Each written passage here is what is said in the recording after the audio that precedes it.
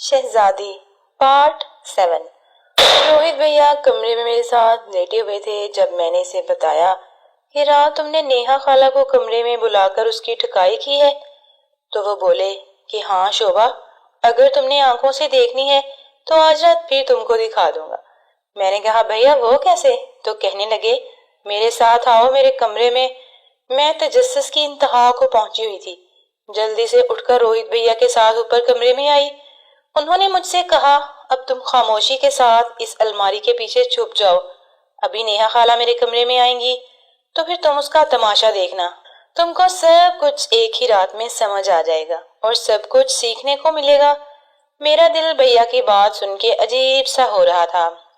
कितना अनोखा एहसास था। एक तरफ मेरी खाला थी तो दूसरी तरफ मेरा भैया था और उनके दरमियान पुरलुत्फ खेल को देखने का अजीब सा एहसास था जो अभी से मेरे दिल को गुदगुदा रहा था। मैं खुद भी रोहित के करीब आ चुकी थी और उसकी हर बात मान रही थी क्योंकि मेरा खुद पर से इख्तियार खत्म होता जा रहा था और ऐसे लग रहा था कि रोहित भैया मेरा टीचर हो और मैं उसकी नालायक शागिर्द जो हर बात उससे सीखना और समझना चाहती हो। मुझे वहां छुपा के भैया कमरे से बाहर निकले। शायद वो नेहा खाला को बुलाने गए थे। थोड़ी देर के बाद जब वो वापस आए तो खाला उनके साथ थी। वो पजामे के ऊपर छोटी सी शर्ट पहने हुए बड़ी प्यारी लग रही थी। बालों को कैचर में जकड़े हल्की सी लिपस्टिक लगाए ऐसे लग रही थी जैसे खाला किसी फंक्शन में जाने को तैयार हुई हो। जब दोनों कमरे में आ गए तो भैया ने दरवाजा अंदर से बंद किया और बुझी लाइट जला दी। कमरा जो पहले ही मध्यम सी रोशनी में एक खौफनाक मंजर पेश कर रहा था अब एकदम से रोशनी से भर गया था। खाला ने कहा कि रोहित यार कल की तरह छोटी लाइट जला दो ना, ज्यादा रोशनी में मजा नहीं आता। लेकिन रोहित भैया बोले कि आज मैंने सिर्फ शिकार करना ही नहीं बल्कि इसको देखना भी है कि तुम्हारे जाल में शिकार कैसे फंसता है। खाला शर्मा के मुस्कुराने लगी। मुझे अंदाजा हो गया था कि भैया ने जो इतनी तेज रोशनी जलाई है सिर्फ इस वजह से कि वो मुझे अच्छे से दिखाना और सिखाना चाहते थे। भैया ने खाला का गाल चूमा और बोले कि क्या मूड है, आज गाड़ी हाईवे पे चढ़ाऊं या अभी नहीं? खाला बोली कि रोहित तुम बिल्कुल अच्छे ड्राइवर नहीं हो। कल इतने झटके मारे कि मेरा अंदर हिला के रख दिया था। सुबह मुझसे चला भी नहीं जा रहा था। शोभा को थोड़ा सा शक हो गया था कि कुछ गड़बड़ है। भैया खाला की बात सुन के मुस्कुरा के बोले कि ऐसी कोई बात नहीं है, शोभा को क्यों शक होगा, वो भी नादान है, छोटी है। खाला बोली कि नादान है तो इसमें तुम्हारा कसूर है। तुमको चाहिए कि उसको हर बात सिखाओ। क्या ही अच्छा होता अगर वो यहाँ होती और हम दोनों मिलकर तुम्हारे ट्रक पर बारी बारी सवारी करते। खाला की बात सुनकर मेरी नीचे वाली वादी में खारिश महसूस होने लगी। अभी तो शुरुआत थी, पता नहीं आगे क्या क्या होने वाला था। रोहित भैया बोले कि फिक्र ना करो, मैं कोशिश कर रहा हूँ। उम्मीद है वो जल्दी यहाँ पे होंगी और जब तुम दोनों बारी बारी ऊपर चढ़ोगी तो थकन भी कम होगी और सफर करने का मजा भी दुबाला हो जाएगा। फिर वो लिपट गए और बातें करने के साथ साथ हाथ से एक दूसरे की चीजें से लाने लगे। कुछ ही देर के बाद दोनों लिबास से बाहर हो चुके थे। मैंने जब भैया को देखा तो मुझे घबराहट होने लगी। उनका ट्रक देखकर मुझे झुर्री सी आई। उस दिन जब मैंने एक नजर देखा था तो इतना गौर नहीं किया था। वैसे भी इसके ट्रक की हालत आज वैसी न थी। आज तो इसका अंदाज ही निराला था। उसका अगला हिस्सा ऐसे चमक रहा था जैसे भैया ने ऊपर मालिश मारी हो।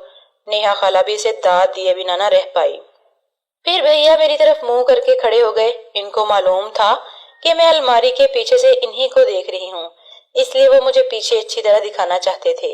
लेकिन नेहा खाला को बिल्कुल भी मेरी मौजूदगी का पता न था। वो मुंह दूसरी तरफ करके ट्रक पे हाथ फेर कर उसे सफर के लिए तैयार कर रही थी।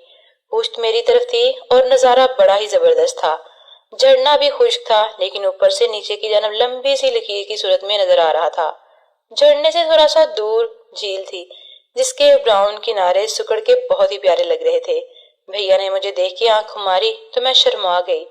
उन्होंने इशारे से पूछा कि कैसा लग रहा है साहिब। मैंने 2 उंगलियों का दायरा बना के दिखाया जिसका मतलब था कि फिटनेस टक। भैया मुस्कुरा पड़े और इशारे से कहा कि आगे आगे देखो होता है क्या। नेहा खाला को कुछ होश न था। वो सर झुका के अपने काम में पूरी तरह मसरूफ थी। इन्हें खबर न थी कि कोई पीछे से दोनों पहाड़ियों के बीच झरने और झील का नजारा कर रहा है। झरने का छोटा सा दाना देखकर मैंने अंदाजा लगाया अभी कल अच्छी खासी ठुकाई हुई थी। फिर वो जो का त्यों तंग था, जैसे हुआ ही ना हो कुछ। खूबसूरत मंजर देखकर मुझे खाला से बिला वजह की जेलसी होने लगी, सिर्फ इसी वजह से कि वो इतनी प्यारी चिकनी क्यों है। फिर मैंने अपने दिल में सोचा कि पागल, वो प्यारी क्यों ना हो, अभी वो 24 साल की हैं और फिर मेरी खाला है, प्यारी क्यों ना हो। फिर मैंने खुद से कहा कि अगर नेहा खाला प्यारी हैं तो शोभा भी किसी से कम नहीं। इन्हीं की भांजी हूँ और इनसे भी 5 साल छोटी हूँ, तो इसका मतलब ये था कि मेरा झरना इनसे भी छोटा होगा और असल नजारा तो उसको देखने वाला होगा। लेकिन मसला ये था कि इसे देखेगा कौन। खाला ने तो अपना साथी ढूंढ लिया था, लेकिन मैं किसके पास जाती, किसे अपना झरना दिखाती। फिर मुझे याद आया कि रोहित भैया बार बार खाला को कहते हैं कि वो शोभा को तैयार कर रहे हैं। इसका मतलब यही है कि वो मुझे भी अपनी टीम में शामिल करना चाहते हैं, और अगर कर लें तो मजा ही आ जाए। फिर तो मैं भैया को अपनी तरफ से हटने ही ना दूं और खाला बेचारी मुंह देखती रह जाए। मैं इन्हीं सोचों में खोई थी जब नेहा ने रोहित की आइसक्रीम चाटना शुरू कर दी थी। वो भूखों की तरह इसमें जुबान फेर रही थी, जैसे कि बहुत ही भूखी हो। भैया बड़े खुश नजर आ रहे थे। उनकी आंखों से जो खुशी और सुकून झलक रहा था उसको अल्फाज में बयान करना मुमकिन न था। उन्होंने मुझे इशारा किया, जैसे कह रहे हों कि शोभा तुम भी आओ और अपने हिस्से की चूस लो। लेकिन मैंने मुस्कुरा के इनकार में सर हिलाया और शर्मा की अलमारी के पीछे छुप गई। मुझे उनके काम में दखलंदाजी अच्छी न लगी थी, इसलिए मैं न सिर्फ देखने पे इत्तेफाक किया, लेकिन रोहित भैया चूंकि मुसलसल मुझे देखकर इशारे कर रहे थे, इसलिए मुझे शर्म भी आ रही थी। कुछ लम्हे में अलमारी के पीछे ही छुपी रही और अपने दिल की बेतरतीब धड़कनों को दुरुस्त करती रही। फिर अचानक भैया की आवाज कानों में पड़ी। वो कह रहे थे कि ट्रक तैयार है, चलो ऊपर चढ़ जाओ। उनकी बात सुन के मेरा दिल फिर जोर से धड़कने लगा। मैंने थोड़ा सा सर बाहर निकाला और देखा तो भैया बेड पर सीधे लेट गए थे। उनका ट्रक तैयार खड़ा था। फिर नेहा खाला उस पे चढ़ के बैठ गई तो ट्रक मेरी नजरों से ओझल हो गया। वो अंदर चला गया था। अब उनका सफर शुरू हो चुका था। मैंने देखा कि नेहा खाला ऐसे हिल रही थीं जैसे ट्रक बेआबान सड़क पे चल रहा हो। कुछ तो वो हिल रही थीं और कुछ ट्रक के धक्के थे जो लम्हा ब लम्हा बढ़ते जा रहे थे। जब ये काम कुछ देर और न रुका तो नेहा खाला बोली कि रोहित यार, तुम अपना ट्रक आहिस्ता करो, अगला हिस्सा बहुत बुरा चुभ रहा है, अभी कल वाली दर्द कम नहीं हुई। भैया बोले कि अब जिस रास्ते में ये घुस गया है ना तो बाहर निकलेगा और ना ही आहिस्ता होगा। मैं ये मंजर देखकर बेचैन हो गई थी। हाय भगवान, काश नेहा खाला नीचे उतरे, मेरी बारी आए, लेकिन अभी ऐसा मुमकिन नहीं था।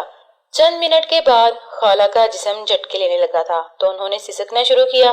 भैया ने ट्रक की रफ्तार कम कर दी थी। खाला अभी भी ऊपर ही सवार थी, लेकिन बिल्कुल रुकी हुई थी। भैया ने पूछा क्या हुआ। खाला बोल रही कि मैं तो मंजिल पे पहुंच गई हूँ, मेरी बस हो गई है और देखो कश्ती की क्या हालत हो गई है। रोहित भैया बोले कि जल्दी बस कैसे हो गई, मैं 2 घंटे मजीद ट्रक चलाऊंगा। खाला हाथ जोड़कर बोली कि शोभा को बुला लो, मेरी तो हिम्मत जवाब दे गई है। खाला की बात सुनकर मेरी कटोरी से पानी झलक पड़ा। इस नावल का अगला हिस्सा आने वाली नई किस्त में अपलोड किया जाएगा। अगर आपको हमारी नॉलेज पसंद आई है तो प्लीज चैनल को सब्सक्राइब करें और साथ दिए गए बेल आइकन के बटन को क्लिक करें ताकि हमारी नई आने वाली किस्त आपको आसानी से मिल सके। शुक्रिया।